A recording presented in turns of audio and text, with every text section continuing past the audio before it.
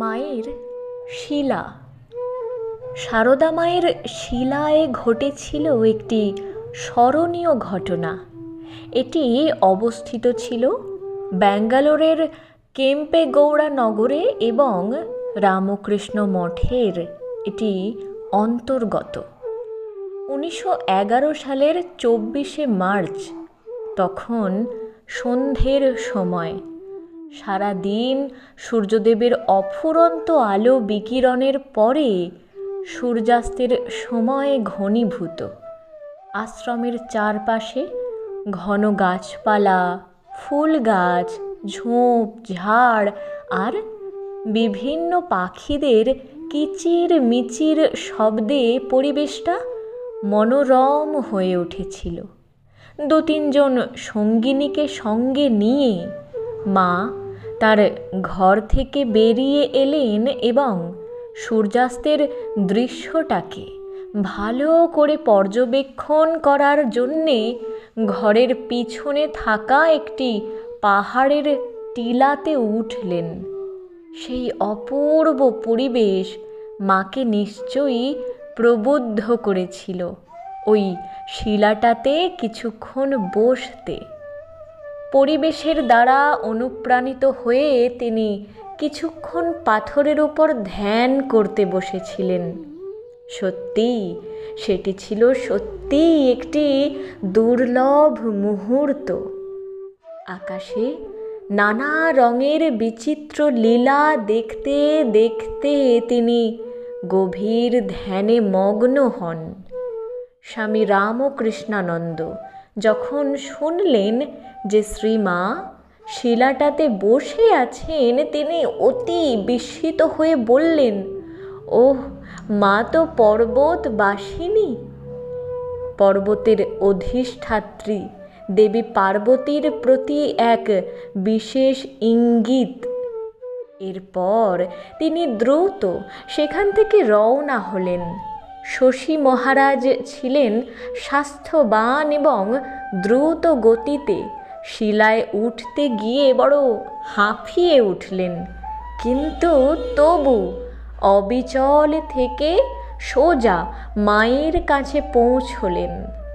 পৌঁছে প্রণাম করলেন এবং দেবী মাহাত্ম্যম চণ্ডী থেকে সুপরিচিত 3টি স্তোত্র আবৃত্তি করলেন, যা দেবীকে প্রণামের মন্ত্র হিসাবে উচ্চারিত হতো।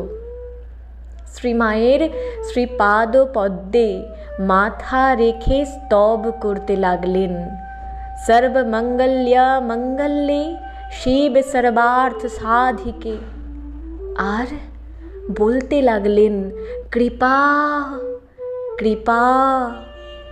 শ্রীমা তার মাথায় হাত বুলিয়ে যেন অবোধ সন্তানকে শান্ত করতে লাগলেন।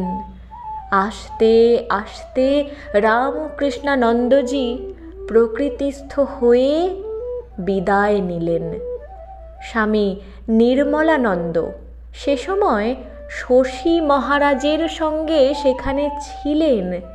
তিনি সারদা মাকে জপ করতে অনুরোধ করলেন। শ্রীমা অবশ্য জপ আগেই সেরে রেখেছিলেন। এরপর শ্রীমা তার ঘরে ফিরে গেলেন।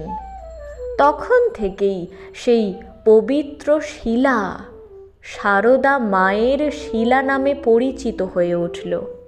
মায়ের শিলা প্রায় 200 ফুট লম্বা এবং 60 ফুট চওড়া।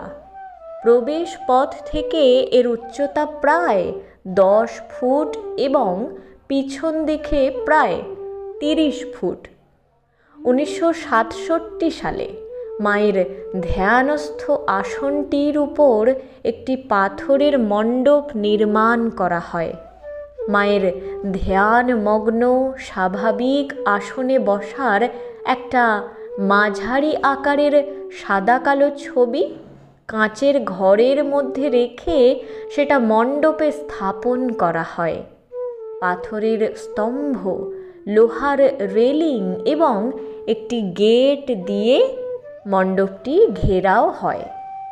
এই মণ্ডপের স্থাপত্যে 400 বছর আগের পুরনো ব্যাঙ্গালোরের 4 কোণায় স্থাপিত কেম্পে গৌড়া তার পাথরের স্তম্ভের শৈলীর ছোঁয়া পাওয়া যায়। স্থানটির পবিত্রতা বজায় রাখার জন্যে শিলার কিছু অংশ ঘিরে একটি ছোট্ট বাগানও গড়ে তোলা হয়।